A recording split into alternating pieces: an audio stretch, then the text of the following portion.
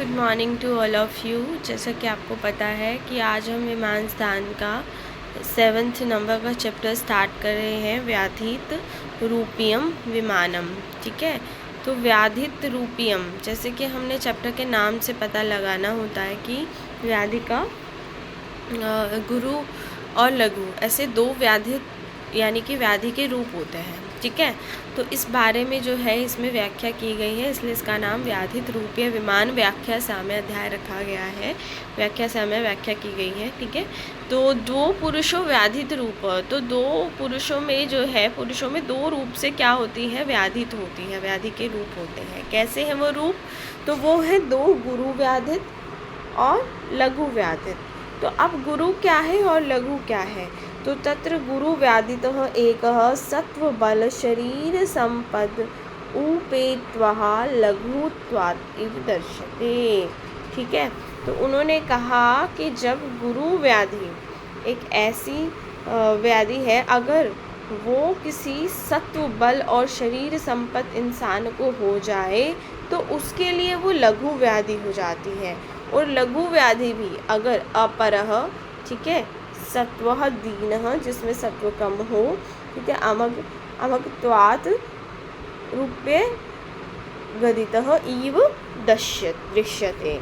तो वहीं अगर लघु जो व्याधि है वो सत्वहीन या सत्वदीन पुरुष को हो जाए, ठीक है, जिसका जो शरीर है वो हमेशा व्याधित रहता हो, व्याधि दथित, ठीक है, व्याधिवान रहता हो, जिसने अच्छे कर्म नहीं किए गए हो, अमग, ठीक है, तो उसके लिए कैसी हो जाती है वो?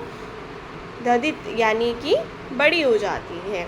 तो तयो अकुशिला केवलम चक्षुषे, जिस व्यक्ति के पास जो है पूर्ण रूप से संपूर्ण कुशल चक्षु नहीं है, दृष्टवा दस्यंतो व्याधि गुरु लाघवे विपरीत्यंती, वो गुरु और लघु व्याधि को विपरीत समझ लेता है अकॉर्डिंग टू शत्रु। ठीक है, धोखा खा जाता है।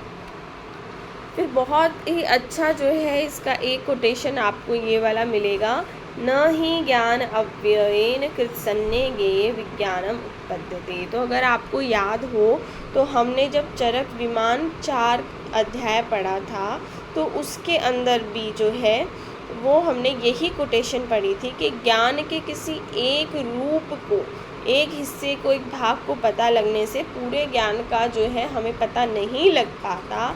तो इसलिए उसके लिए हमने वहाँ पे 3 पैरामीटर्स पढ़े थे कि इनका पता होना ज़रूरी है अगर हमें ज्ञान की उत्पत्ति चाहिए तो, जिसमें हमने आप्तोपदेश, प्रत्यक्ष और अनुमान, ये 3 चीज़ें पढ़ी थी, है ना। और अगर आप जो है बुद्धिमान पुरुष के अंदर अगर आप 2 चीज़ों के पैरामीटर्स भी रखोगे तो वो भी इनफ होते हैं, अनुमान और आप्तोपदेश। ठीक है, तो ये चीज़ हमने 4th नंबर चैप्टर में पढ़ी थी। और साथ ही साथ इसमें कहा गई, दोबारा रिपीट हुई है, विप्रतिपन्नास्तु खलु रोग ज्ञाने उपयुक्तम युक्तिगाने च अपि विपरीत्यन्ते। तो इसका मतलब क्या है कि जो विपरीत कर लेता है, 2 चीज़ों को कहा ना कि धोखा खा जाते हैं, तो उसके लिए, ठीक है, उसके लिए जो है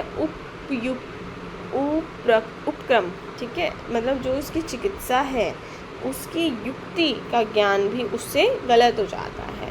तो जो पहले ही गुरु और लघु व्याधि इनको गलत समझ चुका है, जब उसने व्याधि को ही गलत समझा है, तो उपक्रम यानी कि उसकी चिकित्सा के युक्ति ज्ञान में कि उसकी क्या युक्ति लगनी चाहिए, उसमें भी वो विपरीत गैस करेगा, विपरीत युक्ति लगाएगा और विपरीत जो लाइन ऑफ ट्रीटमेंट यूज़ करेगा। ठीक है, यथासंभवम परीक्षयम, यथासंभव किसी भी व्याधि की परीक्षा करके, परीक्षयः अध्यवस्यन्तो न कश्चित् अपि विपरीत पद्यन्ते। तो तब जो है कभी भी विपरीत जो है उस व्याधि को नहीं समझता है, अगर वो संभव परीक्षा कर ले। जो 3 पैरामीटर्स मैंने आपको बताए कि हमने 4th चैप्टर में पढ़े थे, उन पैरामीटर्स पे अगर कोई वैद्य उनकी व्याधि की जो है डायग्नोसिस बनाता है तो उसके बाद उसकी जो है डायग्नोसिस में कोई दिक्कत नहीं होती है, तो वो न कश्चित विपरीत पद्यन्ते। ठीक है। और इसलिए अच्छे से उसकी यथेष्टा निवृत्ति हो जाती है, बढ़िया व्याधि ठीक हो जाती है। अब इसी से ही मूर्ख और विद्वान वैद्य में अंतर बता गया है कि वो कैसे जो है गुरु व्याधित पुरुष को अच्छा सत्व होने पर लघु व्याधित समझ सकता है और लघु व्याधित पुरुष को अल्प सत्व होने से गुरु व्याधित समझ सकता है। तो आप इसको रीड कर लेंगे, इसमें कुछ है नहीं। अब यहाँ से 20 प्रकार के कृमि रोग बता रखे हैं। तो अब कृमि रोग के अंदर जो सबसे फेमस क्वेश्चन बनता है वो बनता है सप्तक गण का। तो हर कृमि के लिए, हर टाइप के, तीनों टाइप में से, ठीक है, हर कृमि के लिए जो है सबसे पहले तो 3 टाइप्स होते कौन से हैं। तो पुरीश करके आप याद करते हैं, पुरीश, ठीक है, श वाला है यहाँ पे, शलगम वाला। तो पू से क्या है, पुरीशज कृमि, री से क्या है, रक्तज कृमि, और श से क्या है, श्लेष्मज कृमि। तो इन 3 प्रकार में हर प्रकार के 7 गण जो है वो डिस्क्राइब किए जाते हैं। पहला है समुत्थान, दूसरा है स्थान, तीसरा है संस्थान, चौथा है वर्ण, ठीक है, कलर, 5वां है नाम, छठा है प्रभाव, और 7वां है उसकी चिकित्सा विशेष कैसे होती है। तो हर तीनों कृमि के लिए ये 7 जो है सप्तक गणों का डिस्क्रिप्शन जो है आपको आगे मिलेगा। इसलिए जो कृमि के लिए फेमस गण है वो है सप्तक गण। ठीक है, आगे चलते हैं। कृमि रोग के बारे में कहा है कि इस प्रकार 3 में डिवाइड होने वाले टोटल 20 प्रकार के कृमि होते हैं। विंशति मतलब 20, विधा मतलब प्रकार के, कृमयः, ठीक है, पूर्वम उदिष्ट है, जो पहले भी हम बताकर आए हैं जब हमने चैप्टर के टाइप्स पढ़े थे 19 में, है ना। तो ते पुनः प्रकृति भी विभज्यमानः चतुर्विध भवन्ति। तो वो प्रकृति भी विभिज्यमान, प्रकृति के बेसिस पर दोबारा से 4 प्रकार में हो जाते हैं। 3 तो जो मेनली मैंने बताए हैं, पुरीश करके, पुरीशज, रक्तज यानी शोणितज, और श से श्लेष्मज। और लास्ट है मलज कृमि, जिसको बाह्यज कृमि बोला जाता है और इनको आभ्यंतर कृमिज बोला जाता है। ठीक है, तो इस प्रकार आपकी डिवीज़न जो है 20 प्रकार के कृमियों की यहाँ पर फिनिश हो जाती है। ठीक है ना, आगे चलेंगे। अब आगे इनका और क्लासिफिकेशन कहते हैं कि बाह्य और आभ्यंतर ऐसे 2 प्रकार के मलज कृमि माने गए हैं। उसके बाद है अब इनकी मलज कृमि की उत्पत्ति कैसे होती है।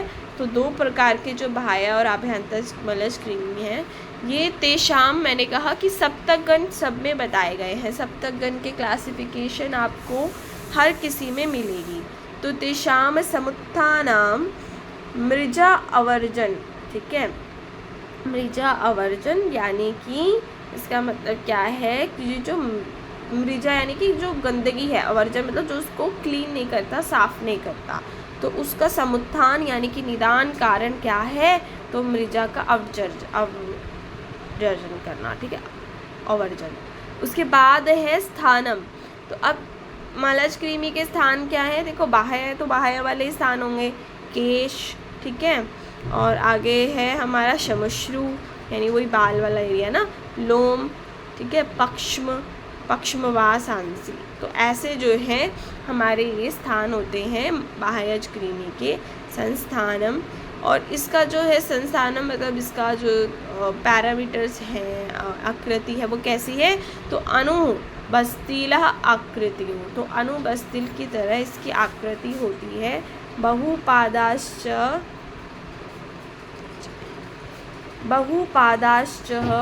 वर्णः कृष्णः। तो वर्ण यानी इसका वर्ण कैसा रहता है, काला शुक्लश्च, तो सफ़ेद और काले दोनों ही कलर के रहते हैं। कृष्णा च शुक्ल। नामानी, अब इसके नाम क्या है, युका पिपलिकाश्च प्रभाव, ठीक है, युका और पिपलिका जो है इसके नाम है। प्रभाव क्या है, कंडू जननम कोठ पीड़िका अभिनिवर्तनम च। तो प्रभाव है इसका कंडू यानी कि खुजली होना, ठीक है, कोट चकत्ते पड़ना, पीड़िकाएँ होना, ठीक है, ये इनके प्रभाव होते हैं। चिकित्सितम तु खलु एव एषाम अपकर्षणम, और इसकी चिकित्सा क्या है, तो अपकर्षण, इनको बाहर लिक्षा को, या फिर लिक्षा किसको बोलते हैं, जुओं को, ठीक है। तो उसको अपकर्षण यानी जिस चीज़ को खींचकर बाहर निकाला जाता है उसे, उस प्रोसेस को क्या बोलते हैं, अपकर्षण। तो मलकराणाम च भावानाम उपसेवनम इति, तो इसलिए ये जो है पूरा मलज कृमि आपका हो गया। अगला है रक्तज कृमि, शोणितज कृमि। तो शोणिता जानाम तु खलु कुष्ठै समानम समुत्थानम। अब कुष्ठ का जो कोरिलेशन है यहाँ पर आपका मोस्ट इम्पॉर्टेंट जो है क्वेश्चन बनता है, शोणिता जानाम तु खलु कुष्ठै समानम समुत्थानम। तो इसके अंदर जो इसके कारण है रक्तज कृमि के, वो भी कुष्ठ के कारणों के समान है, ठीक है, कुष्ठै समानम समुत्थानम। और जो इसकी चिकित्सा है, चिकित्सितम अपि येषाम कुष्ठै समानम, दोनों ही जो है कुष्ठ रोग के समान होती है, क्योंकि जो कुष्ठ विकार है वो रक्त दोष ही होता है, ठीक है। तो ये दोनों आप याद करेंगे। साथ ही साथ आगे बढ़ेंगे, इसके स्थान की बात करते हैं। तो रक्तवाहिन्यो धमनय, तो रक्तवाहिनी धमनियों के अंदर जो है ये कृमि उत्पन्न होते हैं। संस्थान की बात करें तो ये भी अनुवृत्त यानी गोलाकार, अपाद, इनके पैर नहीं होते, सूक्ष्मत्वात्, बहुत छोटे होते हैं, भवंती अदृश्य, इसलिए ये कैसे होते हैं, अदृश्य होते हैं नॉर्मल आई से, ठीक है। आगे इसका कलर कैसा है, अगर वो रक्तज कृमि है तो ऑफकोर्स इसका कलर कैसा होगा, रेडिश ताम्र कलर का ये माना गया है। तो ताम्र कलर आप ध्यान रखेंगे। और इनके नाम क्या हैं, तो केशादः, ठीक है, लोमादः, लोमद्वीपा, सोरसा, ओडम्बरः, जंतु मातः च इति, ये इसके नाम हो गए हैं, ठीक है। तो आप याद कर सकते हैं इसको। के से क्या है, केशाद, फिर क्या है, एल से लोमादः, फिर उसके बाद दोबारा एल से लोमद्वीपः, फिर एस से, और फिर ओ और जे से, ठीक है। तो इसके लिए एक ट्रिक होती है, अगर आप ध्यान रखें तो एल के अडवाणी, जोश, ला, ठीक है। तो एल से हमने एक एल से क्या किया, लोमद्वीपः, के से क्या रखा, केशादः, ठीक है, जे से क्या रखा, जंतु मातः, ठीक है। उसके बाद ओ से क्या रखा, ओडुम्बरा या ओदुम्बरा, फिर उसके बाद ऐसा आ गया, इससे सोरस रखा है। सोरस आप याद रखेंगे क्योंकि आगे भी जो है पुरीशज कृमि में ऐसा कुछ वर्ड आएगा। तो रस देखो, रस जो है वो रक्त में मिलेगा आपको, तो इसलिए सोरस वाला एस वाला जो यहाँ पर है वो हमारा शोणितज कृमि का है। लोमद्वीपः, ठीक है, और ये हो गया था। तो लोमाद आप याद रखेंगे कि लोमाद, तो ऐसे आप जो है इसको याद रख सकते हैं पूरे तरीके से कि एल के अडवाणी जोश ला करके, ठीक है। और ये कितने हो गए हैं, 1 2 3 4 5 6, तो 6 जो है हमारे शोणितज कृमि होते हैं, ठीक है। ऐसे होते हैं ये 5, रक्तज कृमि 6 और श्लेष्मज कृमि 7, ठीक है।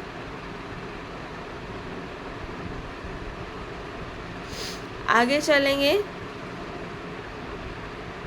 श्लेष्मज कृमि आ गए। तो श्लेष्म वाला जो उसके निदान होंगे, जैसे कि क्षीर, गुड़, तिल, मत्स्य, आनुप, मांस, पिष्टान्नः, परमान्नः, कुसुम्भः, स्नेह, अजीर्ण, पूतिः, क्लीनः, संकीर्ण, विरुद्धः, सात्मया, भोजन, समुत्थानाः, ठीक है। तो इसमें क्या रहता है कि जो ये सारे पिष्ट अन्न है, क्लीन अन्न है, जो कि कृमि को उत्पन्न करने वाले कफज और कृमि उत्पन्न जन्य जो विरुद्ध आहार है वो उसके कारण है।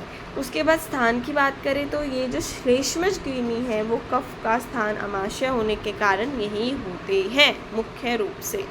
ते प्रवर्धमाना तो ऊर्ध्वम अधो विसर्पणा, लेकिन उसके बाद जब वो उत्पन्न अमाशय में हो रही है उसके बाद वो बढ़कर ऊर्ध्व और अधः कहीं भी विसर्पित हो सकते हैं, फैले जा सकते हैं, ठीक है। फ्लूइड क्योंकि अप और डाउन जो है वो सर्कुलेट करेगा उसके अंदर, ठीक है। बाउल जो है वो ऊपर से आएगा नीचे जाएगा, तो फिर उसमें भी आमाशय से वो दूषित होता है।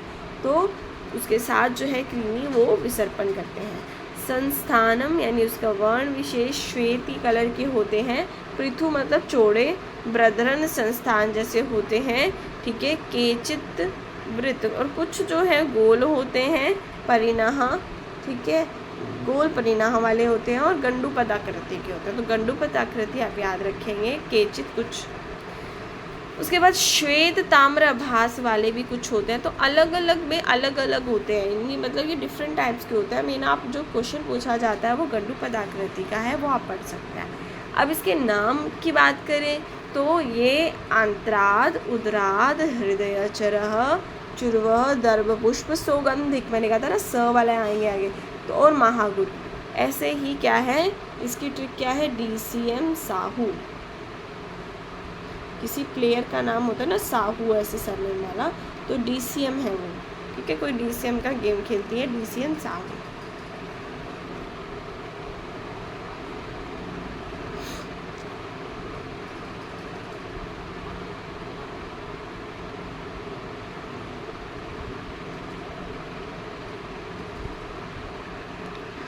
डी से क्या है, दर्भपुष्पः। सी से क्या है, चुर्वः।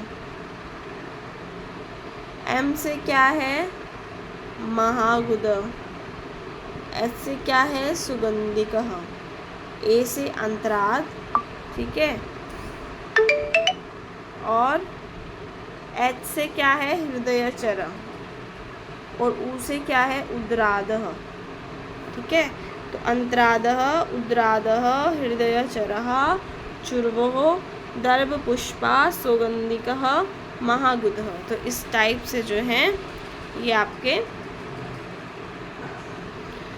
श्लेष्मज कृमि हो जाते हैं। अब इनका प्रभाव क्या है, इनके लक्षण क्या दिखाई देंगे, तो हिल्लासः, कफ वाले लक्षण इसमें सारे मिलेंगे। आस्य संशय, मुख से स्राव निकलना, अरुचि होना, अविपाक होना, ठीक है, ज्वर होना, ज्वर इम्पॉर्टेंट है, मूर्छा होना, जिह्वा आना, श्वथु, थूक निकलना ज़्यादा, ठीक है। तो आनाहा होना, अंगमर्द होना, छर्दी और कार्श्य बहुत इम्पॉर्टेंट है कि कुछ बच्चों में आप देखेंगे कि कृमि, श्लेष्मज कृमि होने की वजह से, क्योंकि बच्चों में वैसे भी कफ प्रधान व्याधियाँ होने के चांसेस होते हैं, तो ये श्लेष्मज कृमि उत्पन्न होते हैं जो आनाहा, अंगमर्द और कार्श्य जैसी चीज़ें उनमें करते हैं।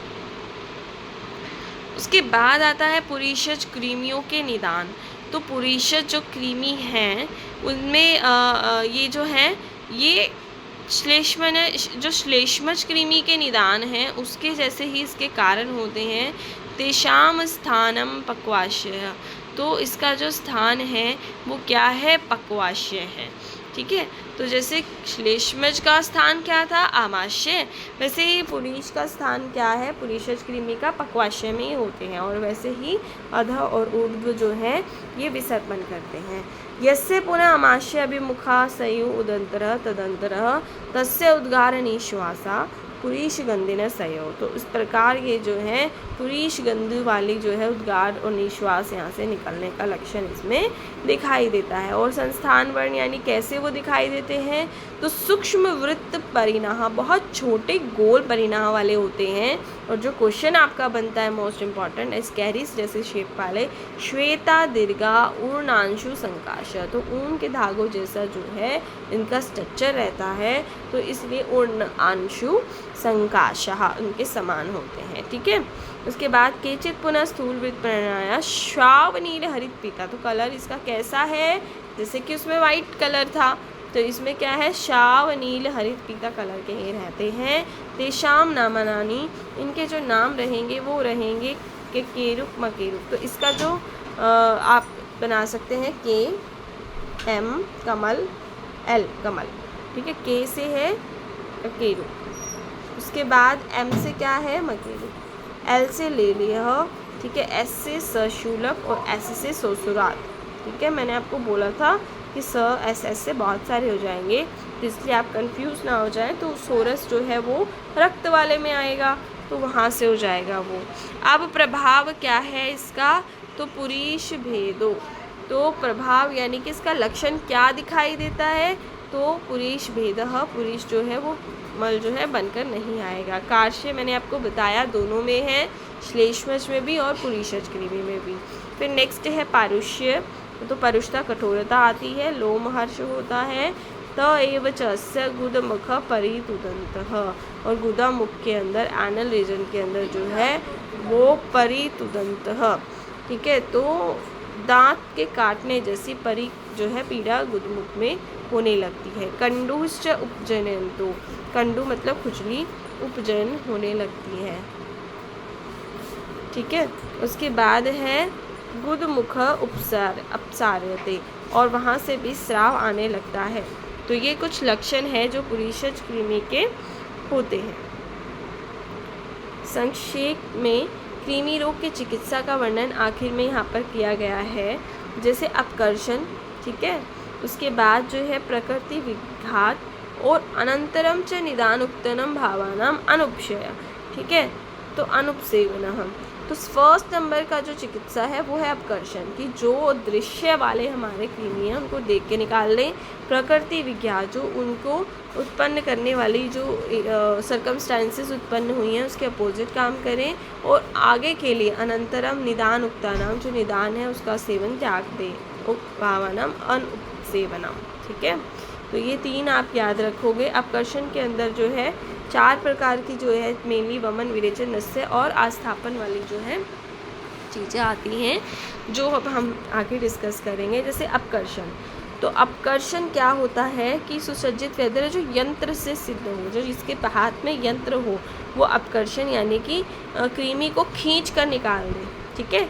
उसके बाद जो अपकर्षण 4 प्रकार का जो है भेषज प्रयोग के अकॉर्डिंग होता है, ये तो यंत्र वाला हो गया।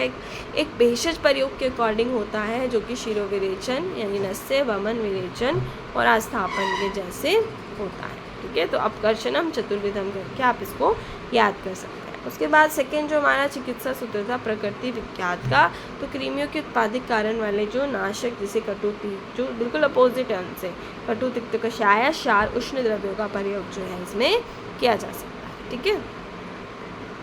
उसके बाद जो लास्ट था निदान परिवर्जन, तो वो तो हर किसी व्याधि में हम करते हैं फर्स्ट नंबर पर, इस पर थर्ड नंबर पर आया तो थोड़ा ध्यान रखेंगे।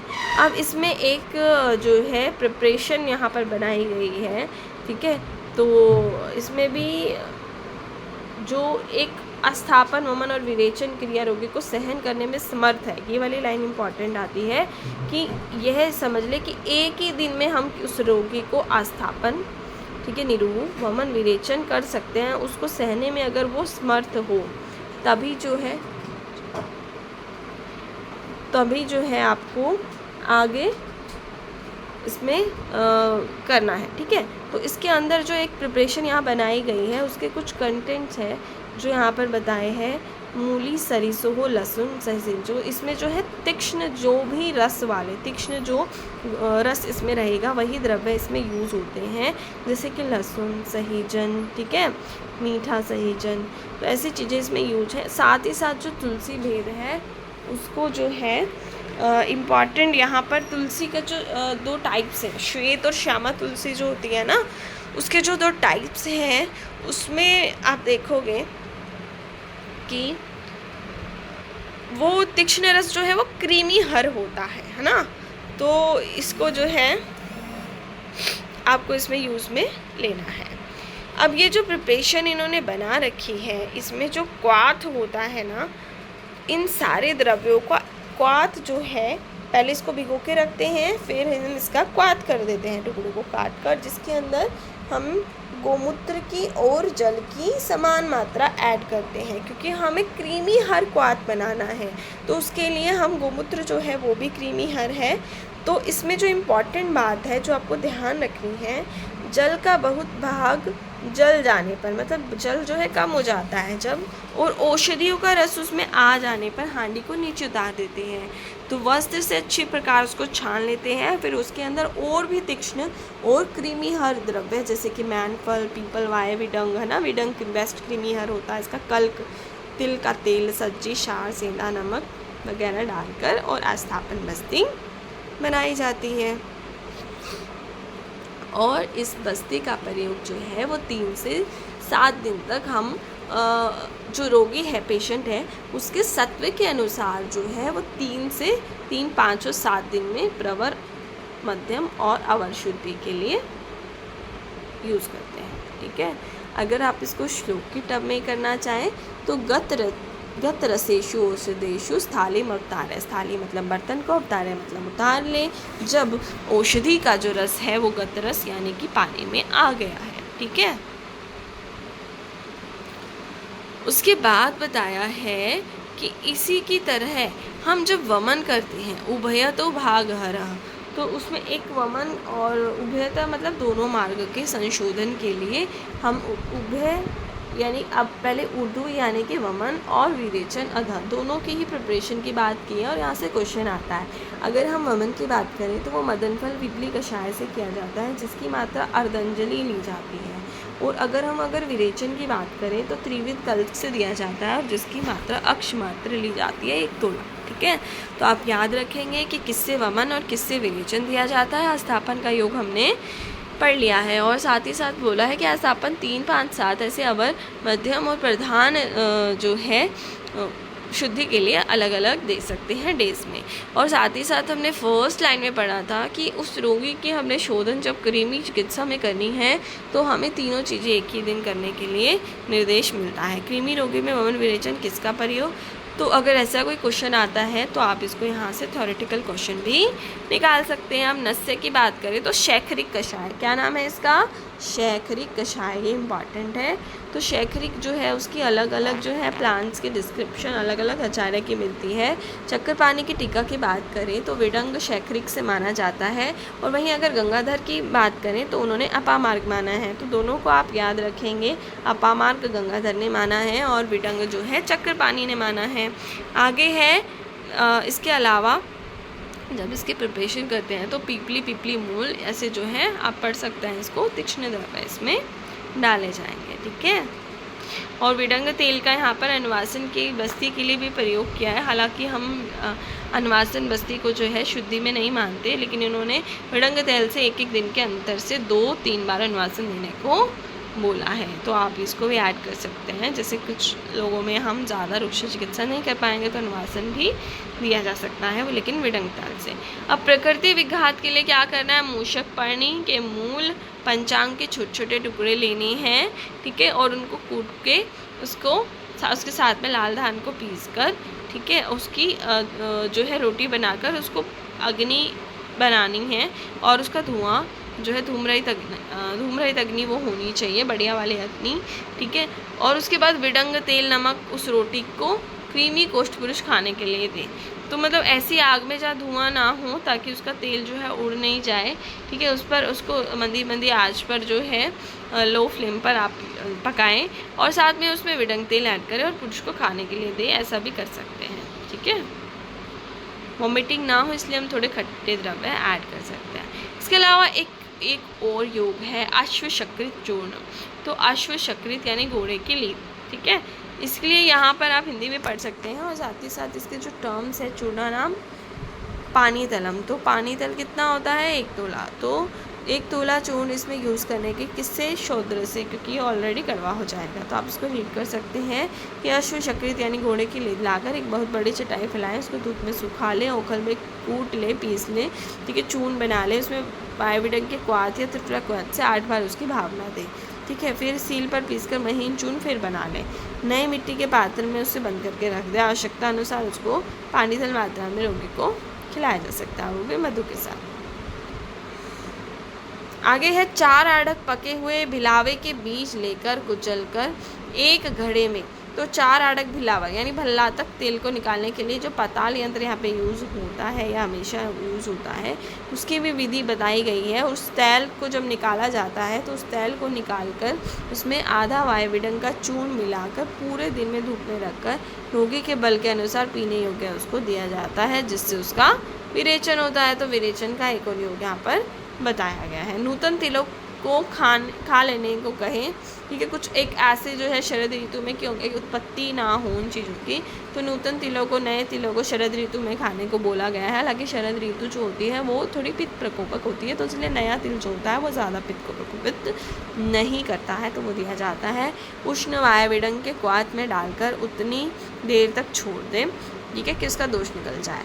दोष रहित देखकर अच्छी प्रकार हाथ से मिसले भूसी बना ले, ठीक है, और वायुविडंग के क्वाथ में अच्छी तरह उसकी 21 बार भावना देने के बाद उसे हाथों से मर्दन करते करते और उसको स्टोर कर लें।